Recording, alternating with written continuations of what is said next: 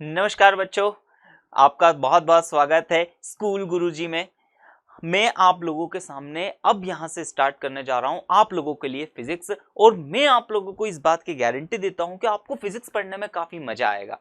ठीक है, लेकिन फिजिक्स पढ़ने से पहले आप लोगों के लिए एक छोटी सी एक मेरी दरख्वास्त है कि जब भी मैं आप लोगों को टीचिंग करूं या आप मेरे वीडियोस देखो तो आप उसको हैंड रिटन आप अपने साथ में एक पेन कॉपी जरूर रखिए, और पेन कॉपी रखने के बाद आप उस चीज को लिखते चलिए।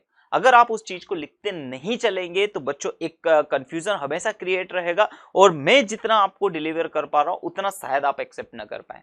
ठीक है, तो इसी सिलसिले में आज हम स्टार्ट करते हैं हमारी पहली क्लास। ठीक है, तो मैं आप लोगों को जो पढ़ाने जा रहा हूं वो 11th क्लास का फर्स्ट चैप्टर है। ठीक है, जिसका नाम है फिजिकल वर्ल्ड। ठीक है, अच्छा, अब सबसे पहली बात अगर हम देखें तो हमारे एक अंदर की दुनिया होती है और एक बाहर की दुनिया होती है। अब अंदर की दुनिया का मीन्स क्या है? तो एक ऐसी दुनिया जो हमारे अंदर के हमारे हाव भाव से, हमारी कला से, ठीक है, हम क्या सोचते हैं, हम किस चीज को देखकर किस तरीके का रिएक्ट करते हैं, तो ये है हमारे इनसाइड द वर्ल्ड। और एक वर्ल्ड जो ऐसा होता है जो आउटसाइड होता है, हमारी बॉडी के हमारे आसपास होता है, हमारे चारों तरफ होता है। अब लेकिन उस आउटसाइड और उस बाहर के तरफ के मीडियम को, बाहर के तरफ के जो हमारे सामने हमारी जो दुनिया होती है उसको समझने के लिए हम हमारे कुछ सेंसेस का यूज करते हैं। अब जैसे हमारे सेंसेस का कैसे यूज करते हैं, जैसे कि हमारे सामने सबसे पहले कुछ चीजें ऐसी होती है कि कोई से ऑब्जेक्ट ठंडा है या गर्म है, तो वो हम कैसे पता लगाते हैं? तो वो हमारे छूने के यानी हमारी स्किन पता लगाती है। हमें दर्द हो रहा है या किसी चीज ने, जैसे हमें क्या हुआ कि वहां से कोई बहुत तेजी से गेंद आ रही थी, हमने हमारे हाथ में पकड़ा तो हमको यहाँ पर एक स्ट्राइक, एक दर्द महसूस हुआ। तो वो किस वजह से महसूस हुआ? तो हमारे स्किन की वजह से क्या हुआ, एक टच का इंफॉर्मेशन, वो ठंडी थी, गर्म थी, पेन, ये सारी चीज का हमको क्या करता है, एहसास दिलाता है। साथ ही साथ में हम क्या देखते हैं, तो हम ये चीजें देखते हैं कि जैसे हमने आसमान में देखा तो हमें उसका रंग नीला दिखाई देता है। ठीक है, तो इसी तरीके से क्या होता है, जो दूसरे ऑब्जेक्ट के जो कलर होते हैं वो भी क्या होगा कि हम हमारी आंख यानी देखने के जरिए सेंस करते हैं ये। फिर उसके बाद टेस्ट होता है, हम किसी चीज को हम हमारे खाने को देखकर उसको टेस्ट कर सकते हैं, महसूस कर सकते हैं। ठीक है, साथ ही साथ में हम सुनने के जरिए हम किसी की आवाज पहचान सकते हैं। तो इस तरीके से भगवान ने हमें क्या है, 5 ज्ञानेंद्रियां दी है, 5 सेंसेस दिए हैं, और उन 5 सेंसेस के जरिए क्या करते हैं, हम हमारे आउटर यानी हमारे शरीर के बाहर के एटमॉस्फेयर को और इस फिजिक्स की दुनिया को, इस फिजिकल वर्ल्ड को समझते हैं। ठीक है, तो ये चीज यानी एक ऐसा वर्ल्ड जो हम इन 5 सेंसेस के जरिए हम समझेंगे, उसके बारे में स्टडी करेंगे, that is the physical world. तो उम्मीद है बच्चों आपको फिजिकल वर्ल्ड का मीनिंग समझ में आया होगा। ठीक है, अब लेकिन इस फिजिकल वर्ल्ड में अगर हम देखें तो हमारे बाहर की जो दुनिया होती है और उस फिजिकल वर्ल्ड यानी उस बाहर की दुनिया के अपने कुछ रूल्स होते हैं। और वो रूल्स किस तरीके से? तो वो रूल्स कुछ इस तरीके से होते हैं कि वो कंटिन्यूअसली कभी बदलते नहीं है। अब कभी बदलते नहीं है मतलब किस तरीके से? जैसे हम देखते हैं कि रात हो गई, ठीक है, जैसे दिन में हमें क्या होता है, दिन में हमें कुछ चीजें दिखाई दे रही है, लेकिन शाम को, उसके बाद शाम को जैसे ही हम देखते हैं तो शाम को अंधेरा हो जाता है, हमें कुछ दिखाई नहीं देता, लेकिन फिर भी हम डरते नहीं है। क्यों नहीं डरते? क्योंकि हमको मालूम है अगले अगले सुबह फिर से ये राइज होगा। तो ये क्या है? तो ये हमारे तरफ का एक फिजिकल वर्ल्ड है जिसका एक रूल है कि एक परफेक्ट टाइम के बाद क्या होगा, फिर से सनराइज होगा। अब फिर से सनराइज होगा, फिर से सन ईस्ट होगा, मतलब सनसाइड होगा। तो इस तरीके से क्या होगा कि सूरज उगना और सूरज डूबना ये कंटिन्यूअसली हमारे चारों तरफ चलते रहता है। और ये जो फिजिकल वर्ल्ड है ये हमेशा किसी ना किसी रूल से ही आगे बढ़ते रहते हैं, और ये रूल की स्टडी हम लोगों को करना है। ठीक है, तो चलिए हम आगे बढ़ते हैं। तो यहां पर मैं आप लोगों को बताता हूं कि टाइप्स ऑफ फिजिकल वर्ल्ड, जैसा कि हमने बताया टाइप्स ऑफ फिजिकल वर्ल्ड में क्या हो जाएगा, एक ऐसा वर्ल्ड जो हमारे पास में इनसाइड होता है, जो अंदर हमारी कला, हमारी भावनाओं, हमारे हाव भाव से चलता है। और एक फिजिकल वर्ल्ड किस तरीके से होता है, तो ये था जो हमारे अंदर होता है, उसको हम इंटरनल वर्ल्ड बोलते हैं। और साथ ही साथ में एक वर्ल्ड कुछ इस तरीके का एक्सटर्नल वर्ल्ड, जिसको हम बेसिकली यानी इस एक्सटर्नल वर्ल्ड का ही मीनिंग अगर हम देखें तो सही रूप में क्या निकलता है, फिजिकल वर्ल्ड। यानी एक्सटर्नल वर्ल्ड को ही हम फिजिकल वर्ल्ड बोलेंगे। ठीक है, चलिए आगे की तरफ अगर हम बढ़ते हैं तो सबसे पहले बात अब इस चीज में देखते हैं। तो हमने ये देखा था कि फिजिक्स में हमने ये देखा था कि एक रूल के हिसाब से चलता है। और फिजिक्स एक्चुअली क्या है, तो फिजिक्स एक ऐसी ब्रांच है, फिजिक्स साइंस की एक ऐसी ब्रांच है जिनमें इन बाहर के फिनोमिनाज ये इस तरीके से सूरज उगना सूरज डूबना, इन फिजिकल ये किस नियम से चल रहे उस नियम की स्टडी करते हैं, उस लॉ के बारे में हम पढ़ते हैं। तो उस लॉ की एक साइंटिफिक तरीके से स्टडी करने को हम बोलते हैं फिजिक्स। अब उसके पहले हम लोगों को हालांकि खैर साइंस के बारे में पढ़ना चाहिए। तो साइंस क्या है, तो साइंस इज ऑर्गेनाइज्ड नॉलेज। ठीक है, हालांकि आप अगर बुक में देखोगे तो इसको आपको अलग अलग तरीके से डेफिनेशंस देखने को मिल सकती है, लेकिन अगर हम यहां पर मैंने आप लोगों के लिए बिल्कुल सिंपल और स्वीट एक छोटी सी डेफिनेशन बनाई है, इसका बेसिक मीन समझिएगा क्या है।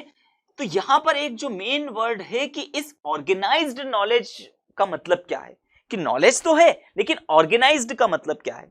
तो अब ऑर्गेनाइज्ड का मतलब कुछ इस तरीके से आप इसको समझिए, जैसे जैसे हम लोगों के पास एक ब्रांच होती है, ठीक है, तो जिसमें हम मैथ्स पढ़ते हैं। ठीक है, अब मैथ्स पढ़ते हैं तो मैथ्स में हम लोगों को क्या होता है, एक फिक्स फिनोमिना होता है कि सबसे पहले हमको नंबर्स सिखाए जाते हैं, नंबर्स को पहचानना सिखाया देता है, 1 2 3 4 5 गिनती क्या होती है, 1 2 क्या होते हैं। फिर उसके बाद नेक्स्ट स्टेप हम क्या सीखते हैं कि प्लस करना, फिर माइनस करना, सब्सट्रैक्ट, एडिशन, फिर उसके बाद हम इक्वेशन सीखते हैं, फिर डिफरेंशिएशन, इंटीग्रेशन, फिर कॉम्प्लेक्स मैथमेटिक्स पढ़ते हैं। तो इस तरीके का क्या होता है कि यानी उस ऊपर की सीरीज को पढ़ने के लिए हमको एक स्टेप वाइज स्टेप क्या करना पड़ता है, स्टडी करना पड़ती है। अब स्टेप वाइज स्टेप स्टडी करना पड़ती है, तो इस तरीके से हम क्या करते हैं कि उसका एक ऑर्गेनाइज्ड तरीके से क्या होता है, हमने एक सिस्टम बना दिया है कि आपको किस चीज के बाद क्या पढ़ना है। यानी जब हमें यह पता हो कि हमें क्या पहले पढ़ना है क्या बाद में पढ़ना है, उस सिस्टम को हम बोलते हैं ऑर्गेनाइज्ड नॉलेज। तो साइंस एक्चुअली क्या है, तो science is a organised knowledge. इसका मतलब क्या है कि हर चीज का एक परफेक्ट एक फिक्स तरीका होता है पढ़ने का। तो उम्मीद है बच्चों आपको साइंस के बारे में समझ में आया होगा, साइंस कैसे ऑर्गेनाइज्ड नॉलेज है। अब जैसे मैं दूसरे सब्जेक्ट की जैसे बात कर लूं, जैसे हिंदी में, तो हिंदी का कोई चैप्टर है हमारे सामने, हिंदी का कोई चैप्टर है, अगर वो 9th क्लास का चैप्टर अगर हमको 10th क्लास में भी पढ़ा दिया जाए, या 10th क्लास का कोई चैप्टर 9th क्लास में पढ़ा दिया जाए, तो कोई फर्क नहीं पड़ेगा। लेकिन मैथ्स या साइंस के साथ हम ऐसा नहीं कर सकते हैं, क्योंकि इसमें बहुत ज्यादा प्रॉब्लम हो जाएगी, क्योंकि फिर ये डिसऑर्गेनाइज्ड हो जाएगा। तो मीनिंग आप लोगों को समझ में आया साइंस क्या है, तो science is a organised knowledge, एक वेल डिफाइंड नॉलेज है हमारे सामने। ठीक है, तो उम्मीद है बच्चों आपको ऑर्गेनाइज्ड का मतलब समझ में आया होगा। तो साइंस इज ऑर्गेनाइज्ड नॉलेज। अब उसके बाद हम बात कर लेते हैं फिजिक्स की। तो फिजिक्स मैंने आप लोगों को बताया फिजिक्स क्या है, तो फिजिक्स एक्चुअली साइंस की वो ब्रांच है जिनमें हम हमारे चारों तरफ के फिजिकल वर्ल्ड्स, जो हमारे चारों तरफ की दुनिया जिस लॉ पे काम कर रही है, और वैसे लॉ जो कभी नहीं बदलते हैं, उन लॉ की स्टडी को हम जिस ब्रांच में करते हैं उसे हम फिजिक्स कहते हैं। तो फिजिक्स क्या है, तो physics is the study of our nature. मतलब हम फिजिक्स के में क्या करते हैं, हमारे नेचर की स्टडी करते हैं, हमारे प्रकृति की स्टडी करते हैं, और इट्स लॉज, साथ ही साथ में वो किस रूल के ऊपर काम करते हैं इसके बारे में हम स्टडी करते हैं। तो फिजिक्स क्या है, physics is study of our nature और इट्स लॉ या रूल। लॉ और रूल एक ही बात है, ठीक है, लॉज भी बोल सकते हैं या रूल भी बोल सकते हैं, किस नियम से हमारा फिजिक्स हमारे आउटर की दुनिया काम करती है। ठीक है, तो काफी अच्छे तरीके से आप लोगों को ये चीजें समझ में आई होगी। चलिए अब हम आगे की तरफ बढ़ते हैं। आप लोगों को फिजिक्स का काफी अच्छे से मीन समझ में आया होगा। नेक्स्ट अगर हम आगे बात करते हैं, तो हमारे पास अब क्या होता है कि इस चैप्टर में एक बहुत अच्छी टर्म आती है कि साइंटिफिक मेथड। अब साइंटिफिक मेथड में एक्चुअली क्या होता है, तो साइंटिफिक मेथड में हम फिजिक्स को पढ़ना जस्ट कैसे स्टार्ट करते हैं उसके बारे में समझते हैं। तो देखिए कैसे करेंगे कि सबसे पहले हम किसी हमारे आसपास जो नेचर के किसी एक फिनोमेना को ऑब्जर्व करते हैं। ठीक है, अब ऑब्जर्व करने के बाद उसके बारे में सोचते हैं, उसको देखते हैं, फिर देखने के बाद उसको हम कॉपी करने की कोशिश करते हैं। कॉपी करने के बाद हम क्या करते हैं, उसका एक एक्सपेरिमेंट करते हैं। एक्सपेरिमेंट करने के बाद एक प्रिडिक्शन करते हैं, और प्रिडिक्शन करने के बाद ये कोशिश करते हैं, मतलब भविष्यवाणी करते हैं, और वो भविष्यवाणी हमारी सही साबित होती है नहीं होती है, जिससे हम हमारी लाइफ को क्या करते हैं, इजी करते हैं। यानी इस तरीके से क्या होता है कि फिजिक्स को पढ़ने की एक वेल डिफाइंड मेथड है, जिसको हम बोलते हैं साइंटिफिक मेथड बोलते हैं। ठीक है, तो अब साइंटिफिक मेथड को इस तरीके से हम यहां पर पढ़ सकते हैं। मतलब इसमें जैसे कि मैं इसको और अच्छे तरीके से समझाने की कोशिश करूं आप लोगों को, कि जैसे हम लोगों को मालूम है कि फोर्स क्या है, तो फोर्स है पुल। यानी अगर मुझे किसी को पुल या पुश, हालांकि दोनों ही को ही हम फोर्स बोलेंगे, लेकिन हमें मालूम है कि कोई एक ऑब्जेक्ट अगर खड़ा हुआ है तो उसे पुश करने से वो ऑब्जेक्ट चलने लगता है। अब इसी तरीके से अगर मुझे मेरी गाड़ी को चलाना है तो गाड़ी को भी पुश करना पड़ेगा। तो हमने एक इंजन बनाया, जो इंजन क्या करता है, उस गाड़ी को पुश कर सकता है। अब उस इंजन पुश कर सकता है, फिर पुश करने के बाद हमने ये देखा कि उसमें पेट्रोल जैसे ही हम डालते हैं तो कितने पेट्रोल पे कितनी गाड़ी चलती है। तो हम क्या करते हैं कि जैसे हम लोगों ने ये जनरली हम करते हैं कि हमको यहां से कहीं दूर जाना है तो हम उसमें पेट्रोल डलवाते हैं, लेकिन पेट्रोल डलवाने के यानी आगे आने वाली चीज के बारे में हम पहले से प्रिडिक्ट कर लेते हैं कि यार इस गाड़ी में मुझे कितने रुपए का पेट्रोल डलवाना पड़ेगा, या कितना लीटर या कितना अमाउंट में पेट्रोल डलवाना पड़ेगा कि ये गाड़ी पुश करके, इसके अंदर का इंजन जो है वो इतना फोर्स लगा के, इतना एक्सेलरेट करके मुझे उस जगह तक पहुंचा दे। ठीक है, तो ये सब क्या है, तो ये बिल्कुल एक वेल डिफाइंड मेथड है। तो इस मेथड को ही हम बोलते हैं साइंटिफिक मेथड। तो उम्मीद है साइंटिफिक मेथड का आप लोगों को समझ में आया होगा। साथ ही साथ हम ऐसा भी समझ सकते हैं कि हम लोगों को ये मालूम है कि रोज सुबह सनराइज होता है। ठीक है, फिर जस्ट उसके बाद क्या होता है कि हमने देखा कि सूरज इधर से ऐसे उगा और इधर से ऐसे डूबा। फिर हमको मालूम है नेक्स्ट ठीक इसी समय पर फिर ये उगेगा, फिर डूबेगा। अब हमने एक दिन क्या देखा कि सूरज और पृथ्वी के बीच में एक दिन चांद आ गया, जिसकी वजह से छाया यहां पर पड़ी और यहां पर क्या होने लगा कि सूर्य ग्रहण लगा। अब लेकिन हमने क्या करा, तो ये नेचर का एक फिनोमिना है जिसकी हमने स्टडी करी कि हमारी अर्थ जो है वो कितना टाइम लगा रही है। ठीक है, इस तरीके से चक्कर लगाने में अर्थ के चारों तरफ मून कितना टाइम लगा रहा है, इन सारी बातों की हमने स्टडी करी और हम पहले प्रिडिक्शन कर लेंगे। अब हम पहले प्रिडिक्शन करेंगे कि जैसी घटना आज घटी है वैसी घटना हो सकता है, मतलब वैसी घटना ठीक आज से 2 साल 4 महीने 2 दिन बाद घटेगी। और ये बिल्कुल कैलकुलेशन एकदम मतलब बहुत राइट होता है। तो ये पूरा जो एक सिस्टम बनाया हमने, उस सिस्टमेटिक तरीके को हमने क्या बोला, साइंटिफिक मेथड। तो उम्मीद है बच्चों आपको इस वर्ड का मीनिंग समझ में आया हो कि what is the scientific method. ठीक है, अब देखिए इसके हम डेफिनेशन देख लेते हैं। तो scientific method is a systematic attempt to understand nature. ठीक है, phenomenas is as much detail, हम उसकी जितनी हो सके एक नेचुरल फिनोमिना की जितनी पॉसिबल हो सके उतनी डिटेल निकालने की कोशिश करते हैं। ठीक है, and use this knowledge to predict, हम उस नॉलेज का यूज करके पहले से ही प्रिडिक्ट करना चाहते हैं, मॉडिफाइड करना चाहते हैं, और साथ ही साथ में उस फिनोमिना को क्या हम कंट्रोल कर सकते हैं या कंट्रोल करने की कोशिश करते हैं या कंट्रोल कर लेते हैं। तो ये सब किस ये पूरा एक जो तरीका होता है, उस पूरे तरीके को हम बोलते हैं साइंटिफिक मेथड।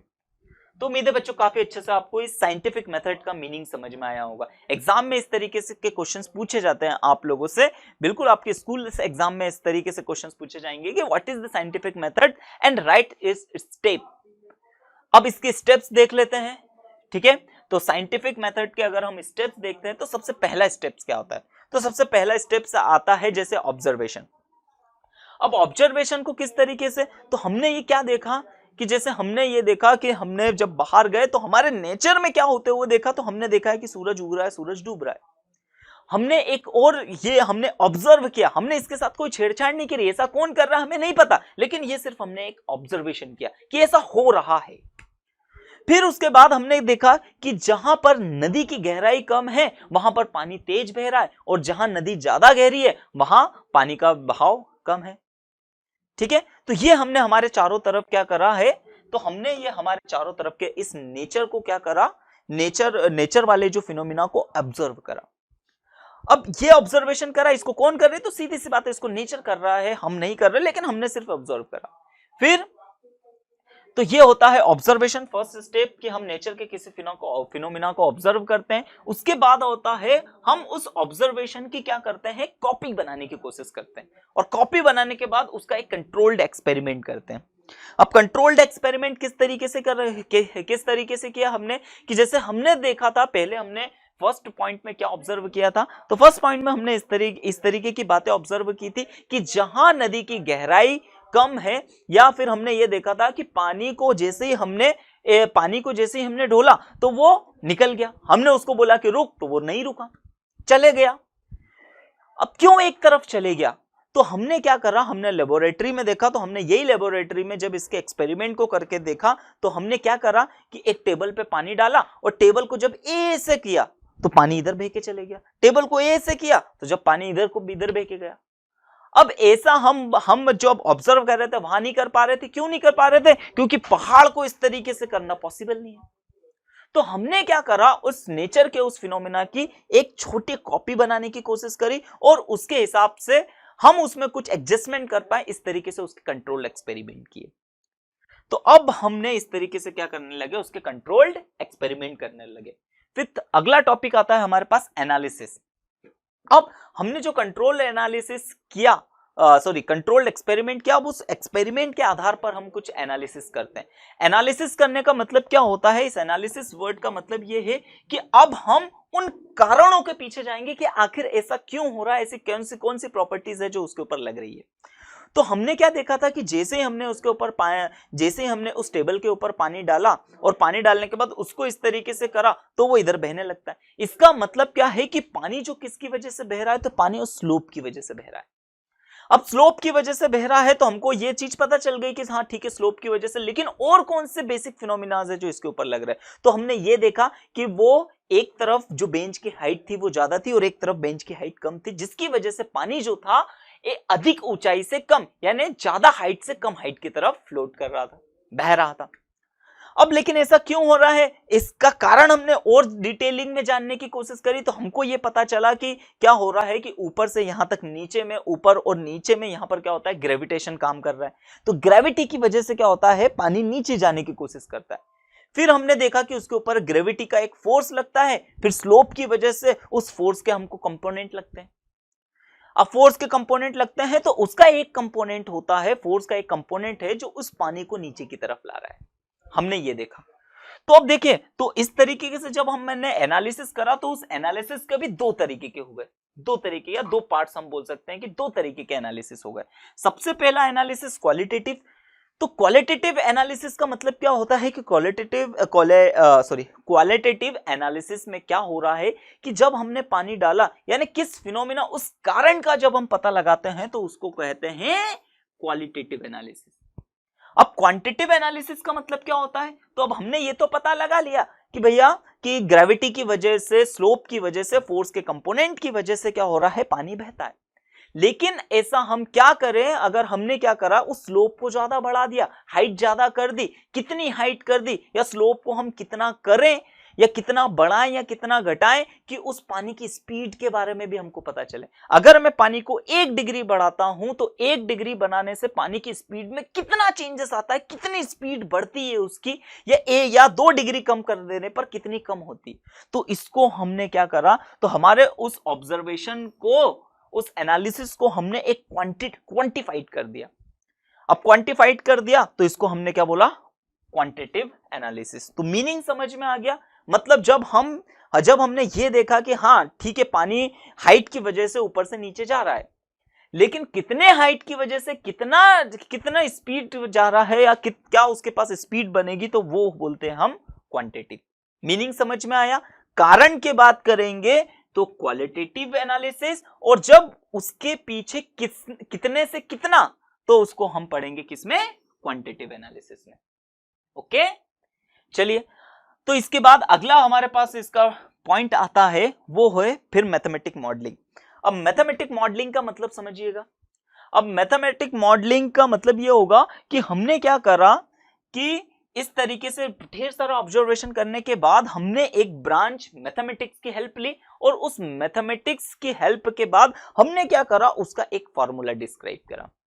अब फॉर्मूला डिस्क्राइब करने की कोशिश करी, यानी उस पूरे इस लॉ को, इस पूरे यहाँ के एनालिसिस को हमने क्या करा, एक फॉर्मूले के रूप में हमने स्टडी करना चाहते हैं, हमने एक फॉर्मूला बनाना चाहते हैं। तो जैसे ही हमने उस नेचर के उस लॉ के ऊपर लॉ को एक मैथमेटिक्स की हेल्प से एक फॉर्मूले में फिट कर दिया, तो उस पॉइंट को, उस टेक्निक को हम बोलते हैं मैथमेटिक मॉडलिंग। ठीक है, तो मैथमेटिक मॉडलिंग का मतलब सभी को समझ में आया। चलिए, अब इस तरीके से हमने मैथमेटिक मॉडलिंग कर दी। अब खैर मुझे नॉलेज था, आपको नॉलेज है, तो हमने मैथमेटिक मॉडलिंग कर दी, एक हमने क्या करा, एक फॉर्मूला दे दिया। अब फॉर्मूला तो दुनिया को बता दिया कि हाँ भैया ठीक है, ये ऐसा फॉर्मूला है, आप मानो। तो क्या दुनिया मान लेगी? नहीं। तो अब हमको बाद में उस फॉर्मूले से अब हम लोगों को क्या करना पड़ेगा कि वो फॉर्मूला जो है हमने सही बनाया है या नहीं, या नेचर के लॉ के ऊपर एप्लीकेबल होता है या नहीं होता है। तो उसके लिए फिर अब मुझे क्या करना पड़ेगा, तो उसके लिए अब हम भविष्यवाणी करेंगे, यानी प्रिडिक्शन करेंगे। तो अगला पॉइंट हमारे पास में क्या आता है, प्रिडिक्शन। तो प्रिडिक्शन का मतलब क्या होगा, तो अब हमने जैसे मैं आपको एक एग्जांपल देता हूं कि एक फॉर्मूला हमने बनाया कि जो क्या होता है कि जैसे ही ऑब्जेक्ट कहीं ऊपर आता है, तो इस हाइट की वजह से क्या होता है, उसके पास पोटेंशियल एनर्जी होती है, दैट इज mgh। अब जैसे ही हम उसको यहां से छोड़ते हैं, इधर से बह रहा है, तो पोटेंशियल एनर्जी काइनेटिक एनर्जी में कन्वर्ट होती है, जिसका फॉर्मूला है हाफ mv²। अब दोनों की हमने मैथमेटिकल मॉडलिंग कर दी, mgh एक फॉर्मूला बना लिया पोटेंशियल एनर्जी का, और हाफ mv² काइनेटिक एनर्जी का बना लिया। अब हम लोगों को यह पता है कि जब वो ऑब्जेक्ट ऊपर से नीचे गिर रहा होगा, तो सारी की सारी पोटेंशियल एनर्जी काइनेटिक एनर्जी में कन्वर्ट हो रही है। ये हमने एक फिनोमेना, एक मैथमेटिकली एक एक्सप्रेशन दिया। अब हम इसका प्रिडिक्शन करना चाहते हैं, यानी प्रिडिक्शन करना चाहते हैं मतलब हमने क्या किया, कोई एक्सपेरिमेंट नहीं किया, और हमने सिर्फ और सिर्फ हमारी पेन कॉपी में एक प्रिडिक्शन किया कि पत्थर इतना ऊपर है। ठीक है, पत्थर इतना ऊपर है, यहां पर जमीन से इतना ऊंचा है, इतनी हाइट पर है, तो उसकी पोटेंशियल एनर्जी क्या होगी, और वो जब जैसे जस्ट नीचे जमीन से टकराने वाला होगा, तब उसकी काइनेटिक एनर्जी कितनी होगी। ये हमने पहले प्रिडिक्ट करके हमने हमारी कॉपी में लिख लिया। अब कॉपी में लिख लिया, तो इसको बोलते हैं हम प्रिडिक्शन। अब प्रिडिक्शन के बाद हमारी जो प्रिडिक्शन है वो या तो सही होगी या गलत होगी। तो इसलिए अगला पॉइंट हमारे सामने क्या आएगा, वेरिफिकेशन और फॉल्सिफिकेशन। अब वेरिफिकेशन का मतलब क्या होगा कि अगर हमारी प्रिडिक्शन सही हो गई तो उसको हम वेरिफिकेशन बोलेंगे, और अगर हमारी वही प्रिडिक्शन गलत हो गई, हमने एक्सपेरिमेंट करके देखा और वही प्रिडिक्शन हमारी गलत हो गई, तो उसको हम बोलेंगे फॉल्सिफिकेशन। इसका मतलब यहां तक जो हमने कंट्रोल्ड एक्सपेरिमेंट, यानी जो हमने हो सकता है कि एनालिसिस में गलत हो गई, तो कंट्रोल्ड एक्सपेरिमेंट के बाद की ये वाली प्रोसेस फिर से की जाती है। लेकिन अगर वेरिफिकेशन हो गई तो वो एक लॉ बन जाता है। ठीक है, तो इस तरीके से क्या होता है, साइंटिफिक मेथड के जरिए हम क्या होता है, एक तरीका होता है एक फिजिक्स के किसी भी लॉ को पढ़ने का। तो उम्मीद है बच्चों आपको इस तरीके का ये साइंटिफिक मेथड समझ में आया होगा। तो एग्जाम में इसके क्वेश्चन पूछा जाता है कि what is the scientific method and rights it's step. ठीक है, चलिए, हाँ, अब एक बहुत अच्छी चीज आ गई है कि ये एक बहुत स्पेशल चीज है। क्या? तो क्या है कि there is no final theory in science. अब क्या होता है कि हमारे चारों तरफ फिजिक्स है, अब हमारे चारों तरफ फिजिक्स है, लेकिन कभी भी क्या होता है कि हमने जब एक नियम दे दिया, एक लॉ बना दिया, यहां से वेरिफिकेशन करने के बाद एक लॉ दे दिया, अब वो पत्थर की रकील हो, मतलब वो हमेशा वैसा का वैसा ही रहेगा, ये जरूरी नहीं है। वो जरूरी नहीं है। जैसे कि हमारे पास में क्या होता है कि लाइट है, तो लाइट क्या होता है कि हमारे तक कैसे ट्रेवल करती है, एनर्जी कैसे ट्रेवल करती है, क्या वो डायरेक्ट पार्टिकल के रूप में आती है, या फिर वो वेव के फॉर्म में आती है, वेव के फॉर्म में इस तरीके से हिलते हुए आती है अपने चारों तरफ इस तरीके से हिलते हुए आती है, हमारी आंखों में वाइब्रेशन क्रिएट करती है, जिसकी वजह से हमें सेंसेस होते हैं। तो इसको अलग अलग समय पे अलग अलग साइंटिस्ट आते गए और उन्होंने अपनी बात बताते गए। अब कुछ साइंटिस्ट ऐसे थे जिन्होंने बोला कि लाइट पार्टिकल के फॉर्म में आती है, और उन्होंने पार्टिकल के फॉर्म में स्टडी करी, इसी तरीके से ऑब्जर्वेशन करा, कंट्रोल एक्सपेरिमेंट करा, एनालिसिस करा, मैथमेटिक मॉडलिंग, उन्होंने फॉर्मूला दिया और उसको नियम बना दिया। बिल्कुल उन्होंने सारी चीजें करी। लेकिन फिर उसके बाद में दूसरे साइंटिस्ट आए, उन्होंने बोला कि नहीं, लाइट वेव के फॉर्म में आती है। अब लाइट वेव के फॉर्म में आती है, उन्होंने भी मैथमेटिक मॉडलिंग करी, बिल्कुल कंट्रोल एक्सपेरिमेंट करा, प्रिडिक्शन करा, उनकी भी बात सही हुई। अब दोनों में से कौन सही? तो अब दोनों में से कौन सही कौन गलत? तो साइंस ने अब क्या हमने साइंस के बारे में अब क्या बोलने लगे कि साइंस की भी कोई भी किसी भी चीज को समझाने की एक ही थ्योरी हो ये जरूरी नहीं है। एक ही चीज को समझाने के लिए अलग अलग थ्योरीज हो सकती है, यानी किसी भी थ्योरी को हम गलत पूरी तरीके से गलत भी नहीं कह सकते और किसी भी थ्योरी को पूरी तरीके से सही भी नहीं कह सकते। उसका रीजन क्या है कि हमारा जो फिजिकल वर्ल्ड है वो बहुत बड़ा है, बहुत बड़ा है। अगर हम बात करें तो हमारा खुद का शरीर एक छोटे से सेल से डेवलप हुआ और छोटे से सेल से डेवलप होकर पूरा एक बॉडी बना। हम हमारा जीवन जीते हैं, फिर उसके बाद जब मरते हैं तो वापस से उसी फिजिक्स के उसी हमारे आउटर यानी फिजिकल वर्ल्ड में हम खत्म हो जाते हैं। तो इसका मतलब क्या है कि हम जिस फिजिकल वर्ल्ड से उत्पन्न हुए हम उसी फिजिकल वर्ल्ड को समझने की कोशिश कर रहे हैं, और जब उसी फिजिकल वर्ल्ड को हम समझने की कोशिश कर रहे हैं तो ये बहुत बड़ा है और फिजिकल वर्ल्ड बहुत कॉम्प्लेक्स है सॉरी। तो इसका मतलब क्या है? तो इसका मतलब ये है कि फिजिक्स की साइंस एक किसी भी थ्योरी के ऊपर डिपेंडेंट नहीं, ऐसा होना भी नहीं चाहिए। ऐसा बहुत पहले जैसे सॉरी करोड़ों साल तक अरबों साल तक इस तरीके से माना गया, सॉरी करोड़ों अरबों बहुत ज्यादा हो जाएंगे, थोड़ा कम ले लेते हैं डेटा। हजारों साल तक सैकड़ों साल तक ये माना गया था कि जो क्या होता है कि सूरज जो है वो पृथ्वी के चारों तरफ चक्कर लगाता है। पहले ये मानते थे। क्यों मानते थे? क्योंकि हमने उस समय पर ऑब्जर्व किया था। उनकी भी बात गलत नहीं थी, हमने ऑब्जर्वेशन किया था। अब हमने ऑब्जर्वेशन क्या किया था? तो हम ऐसे खड़े हो गए जमीन पे और हमने देखा कि सूरज बाबा इधर से उग रहे हैं और इधर से उगने के बाद हमने देखा फिर से उधर डूब गए। फिर अगले दिन हमने देखा तो फिर से यहां से हमने देखा तो फिर इधर ही उग रहे हो, फिर ऐसे पूरा घूम के वापस आ रहे हैं।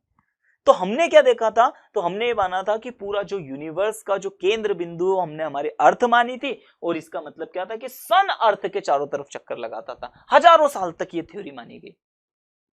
अब लेकिन समय के साथ क्या हुआ? समय के साथ क्या हुआ, फिर कुछ साइंटिस्ट आए और कुछ साइंटिस्ट ने बोला कि नहीं नहीं, हमारी पृथ्वी सूर्य के चारों तरफ सॉरी सूर्य पृथ्वी के चारों तरफ चक्कर नहीं लगाता है, जबकि पृथ्वी सूर्य के चारों तरफ चक्कर लगाती है। तो उस समय पर बहुत साइंस के लिए एक बहुत बहुत मतलब दुर्घटनापूर्ण घटना घटी थी कि वहां पर जिन लोगों ने ये बात को बोल दिया था उनको फांसी की सजा दे दी गई थी। फांसी की सजा दे दी गई थी क्योंकि उस समय पर उस लॉ को क्या कर रहा था, एकदम परफेक्ट मान लिया गया था, उससे छेड़छाड़ करना अनुमति नहीं थी। लेकिन धीरे धीरे आज जैसे हम बात करते हैं कि फिजिक्स के दो बहुत महान साइंटिस्ट है, एक न्यूटन और एक अल्बर्ट आइंस्टाइन, जो बहुत जाने माने साइंटिस्ट है। उनकी भी कुछ कही गई बातें, उनकी भी कुछ कही गई थ्योरी आज हमने गलत साबित कर दी है। तो इसका मतलब क्या है कि भले कोई कितना भी बड़ा हो, कितना भी महान साइंटिस्ट क्यों ना हो, साइंस के बारे में उसने एकदम 100% सही कहा गया हो, उसकी थ्योरी 100% सही हो, ये पॉसिबल नहीं है। तो इसका मतलब क्या है? इसका मतलब कि there is no final theory in science. Science के अंदर कोई भी फाइनल थ्योरी एग्जिस्ट नहीं करती। आपको हमेशा तैयार रहना पड़ेगा नई थ्योरीज के लिए, और हमेशा हम सारी नई थ्योरीज का हमेशा क्या करेंगे? वेलकम करेंगे। ठीक है? तो इस तरीके से साथ ही साथ में इसको थोड़ा सा एक और छोटे से मैं एग्जांपल से आपको समझाता हूं। मैं इसके ऊपर इसलिए गौर कर रहा हूं क्योंकि आप लोग इस तरीके की सारी चीजों को अगर समझे तो आपका नॉलेज बढ़े साइंस के प्रति, आप साइंस पढ़ने की आपके लिए लालसा हो। ठीक है? तो हमारे सामने बहुत बड़ा है, जो जैसे एक अंधों का ग्रुप था, तो एक अंधों का ग्रुप था, तो एक अंधे का ग्रुप हाथी को छूने के बाद वो क्या बोलता है कि नहीं, हाथी तो है पेड़ जैसा सा लंबा लंबा होता है। क्यों? तो उसने भी सही कहा। क्यों? क्योंकि उसने उसके पैर को छुआ होगा। एक गया अंधा और उसने बोला ऐसा ऐसा हाथ लगा, बोला नहीं वो तो पहाड़ जैसा ऐसा होता है। क्यों? क्योंकि उसने उसके पेट को हाथ लगाया। तो इसका मतलब क्या है कि इसी तरीके से कि हमारे सामने जो फिजिक्स है वो बहुत बहुत बड़ा है, फिजिकल वर्ल्ड जो है बहुत बड़ा है। ये डिपेंड कर रहा है कि हम किस तरफ से देख रहे हैं। तो एक ही चीज को हमने इस तरफ से देखा, उसका ऑब्जर्वेशन किया, एक थ्योरी बनी, एक फॉर्मूला बनाया, एक रूल बनाया। अब वो रूल बनाया हमने इस तरफ से, लेकिन कोई व्यक्ति गया उसने दूसरे तरफ से उसी चीज को देखा, तो हो सकता है उसका रूल अलग हो लेकिन उसके द्वारा भी कही गई बातें सही है। तो इसका मतलब क्या है कि फिजिकल वर्ल्ड हमारे सामने इतना बड़ा है कि उसके लिए एक ही थ्योरी एग्जिस्ट नहीं होती है, और ऐसी बहुत सारी थ्योरी एक ही चीज को समझाने के लिए हम एक से ज्यादा थ्योरीज को भी यूज कर सकते हैं। तो साइंटिफिक मेथड इस तरीके से आप लोगों को समझ में आया। अब नेक्स्ट बात हम इसमें कर लेते हैं अब, ठीक है, यहां पर समझिएगा।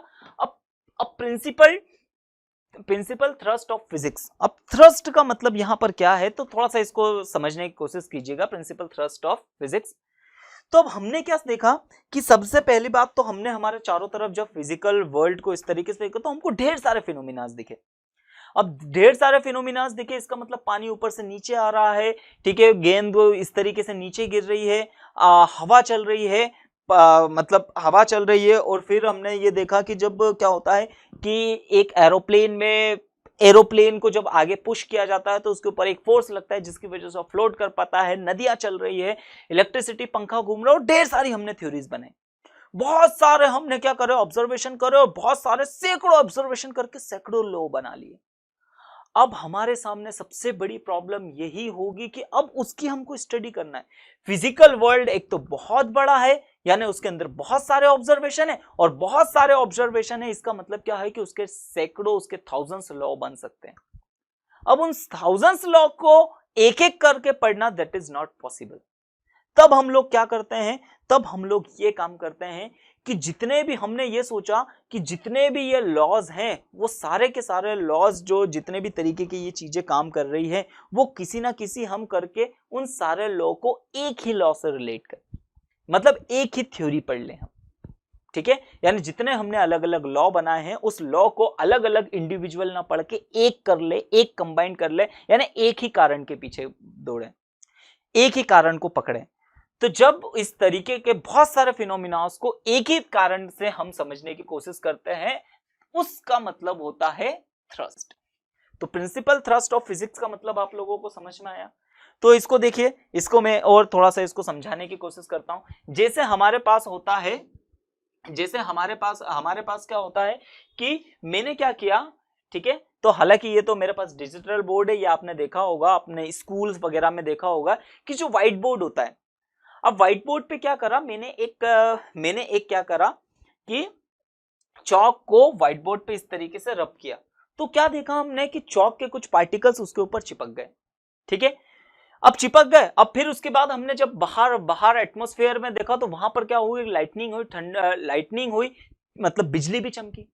अब बिजली चमकने के बाद हमने ये देखा कि जब हम रात में जब कंबल ओढ़ते हैं तो उसमें छोटे छोटे हमको क्या होते हैं, चट की आवाजें आती है, साथ ही साथ में स्पार्क भी दिखता है। तो हमने क्या देखा, नेचर में 3 तरीके के ऑब्जर्वेशन किए। एक, सबसे पहले कि चौक की डस्ट का बोर्ड पे चिपक जाना। दूसरा ऑब्जर्वेशन हमने क्या देखा कि आसमान में बिजली चमकना। तीसरा ऑब्जर्वेशन हमने क्या देखा कि जब हम उस कंबल को रात में ओढ़ के सो रहे होते हैं तो उसमें भी छोटी छोटी लाइटनिंग होती है। अब हमने 3 तरीके के ऑब्जर्वेशन किए, और 3 तरीके का ऑब्जर्वेशन किए, अगर हमने 3 अलग अलग क्या कर लिए, 3 अलग अलग रूल बना लिए, तो उन तीनों अलग अलग रूल्स को पढ़ेंगे तो हमारे पास में 3 रूल्स होंगे। लेकिन जब हमने उसकी और डीपली स्टडी करी तो हमको पता लगा कि ये तीनों सिर्फ एक ही फिनोमिना, एक ही प्रिंसिपल पे काम कर रहे हो, that is electromagnetic effect. Electromagnetic ने इलेक्ट्रिक चार्ज की वजह से ऐसा हो रहा है। तो इलेक्ट्रिक चार्ज की तो क्या होता है कि ढेर सारी थ्योरीज को, ढेर सारे रूल्स को कम से कम करना ही क्या कहलाता है, principal thrust of physics. Meaning समझ में आया। तो ये 2 टाइप का होता है। सबसे पहला होता है यूनिफिकेशन। अब यूनिफिकेशन का मतलब समझिए, देखिए इसकी डेफिनेशन हम देखते हैं। The effort are made to explain different phenomenas, मतलब एक से ज्यादा phenomenas in nature of the basis of one और मिनिमम लॉस। मतलब ढेर सारे फिनोमिनास को हम या तो एक ही नियम से पढ़ने की कोशिश करें, और अगर ऐसा पॉसिबल नहीं हो तो कम से कम हमसे जितने हो सके उतने कम से कम लॉ पे हम उस चीज को, उन सारे फिनोमिनास को स्टडी करें। तो इसको बोलते हैं यूनिफिकेशन, ठीक है। नेक्स्ट आता है हमारे सामने, इसका देखिए, इसका एक एग्जांपल दे देते हैं, ठीक है। यूनिफिकेशन का एक एग्जांपल कि एप्पल फॉलिंग टू ग्राउंड। क्या होता है कि जब एप्पल को हमने क्या करा कि हमने एक ऑब्जर्व किया कि जब हमने एक सेमफल को देखा तो वो नीचे गिर रहा है। फिर वाटर फ्लोइंग डाउन, पानी नीचे की तरफ बहता है। अर्थ मूविंग अराउंड द सन, ठीक है। अब ये 3 फिनोमिनास थे, और ये तीनों phenomenas explain on the basis of single law, the law of gravitation, यानी तीनों के तीनों लॉ को हम एक सिंगल लॉ, एक ही लॉ यानी ग्रेविटेशन के लॉ से समझा सकते हैं। तो ये हमने क्या किया, तो तीन अलग अलग ऑब्जर्वेशन का यूनिफिकेशन करके एक ही लॉ पे आए। ठीक है, काफी अच्छे से क्लियर हुआ इस वर्ड का मीनिंग। अब आगे चलते हैं, तो नेक्स्ट हमारे पास में आता है रिडक्शनिज्म। अब रिडक्शनिज्म मतलब क्या होता है, तो इसको समझिए। जिससे हमारे पास में क्या होता है, एक थ्योरी है, मतलब एक किस तरीके की चीज, कि जैसे मुझे कोयले से इलेक्ट्रिसिटी बनाना है, ठीक है, कोल को बर्न करके इलेक्ट्रिसिटी बनाना है। अब ये बहुत लंबी प्रोसेस है, बहुत लंबी प्रोसेस है, इसमें बहुत सारे फिनोमिनास लगते हैं। अब बहुत सारे फिनोमिनास लगते हैं तो लेकिन हमने एक ही ऑब्जर्वेशन, हमने तो हमारे माइंड में क्या है, वो एक ऑब्जर्वेशन बनाया कि हमने कोल को बर्न करके इलेक्ट्रिसिटी बनाना है। लेकिन अब इसके लिए कि हमको क्या करना पड़ता है, तो इसके लिए कितने टाइप्स, कितने हमको स्टडी करना पड़ती। तो हमने सबसे पहले कोयले को बर्न किया तो उसके अंदर से हीट निकली, और हीट के जो लॉज होते हैं वो हम थर्मोडायनेमिक्स में पढ़ते हैं। फिर उसके बाद हमने देखा कि जब हमने किसी ऑब्जेक्ट को क्या करा, गर्म करा, तो गर्म करने के बाद वो फैल रहा है, तो हवा के मतलब वहां पर थर्मोडायनेमिक्स में हमने पढ़ा कि हवा क्या हो रही है, फैल रही है। तो इस तरीके से हमको आइडियल गैस के रूल पढ़ना पड़े। अब आइडियल गैस के रूल पढ़ना पड़े, फिर हमने उसको अंदर क्या देखा कि एक नोजल के थ्रू जब हमने उसको मतलब एक छोटे से एरिया में से उस हॉट गैसेस को हमने जब बाहर निकाला, ठीक है, या वाटर वेपर को हमने जब बाहर निकाला, तो जिसकी वजह से क्या हुई कि उसके अंदर बर्नौलीज प्रिंसिपल लगा, ठीक है, और एक प्रेशर हुआ, एक उसके बीच में काइनेटिक एनर्जी आई। फिर उसको हमने टरबाइन पे डाला, तो टरबाइन की वजह से उसके अंदर रोटेटरी एनर्जी आ गई, क्योंकि वो जो था वो रोटेशन करने लगा। अब रोटेशन करने लगा तो उसके अंदर जो कॉइल है, उस कॉइल को हमने बड़े बड़े मैग्नेट की सहायता से मैग्नेटिक फील्ड क्रिएट करा और उसमें घुमाया। अब जब ऐसा घुमाया तो उसके अंदर क्या हो रहा है कि इलेक्ट्रॉन भी फ्लो करने लगते हैं। अब इलेक्ट्रॉन जब फ्लो करने लगते हैं तो दैट बिकम इलेक्ट्रिसिटी। तो क्या हुआ कि एक बहुत लंबी प्रोसेस थी। अब बहुत लंबी प्रोसेस थी तो एक ही बार में इसको पढ़ना थोड़ा सा थोड़ा कॉम्प्लिकेटेड था। तो हमने क्या कर लिया, इसको सेक्शन में डिवाइड कर लिया। अब सेक्शन में डिवाइड कर लिया यानी सबसे पहले हमने सारी की सारी स्टडी के ऊपर सिर्फ और सिर्फ एक ही चीज के ऊपर स्टडी करी, दैट इज थर्मोडायनेमिक्स।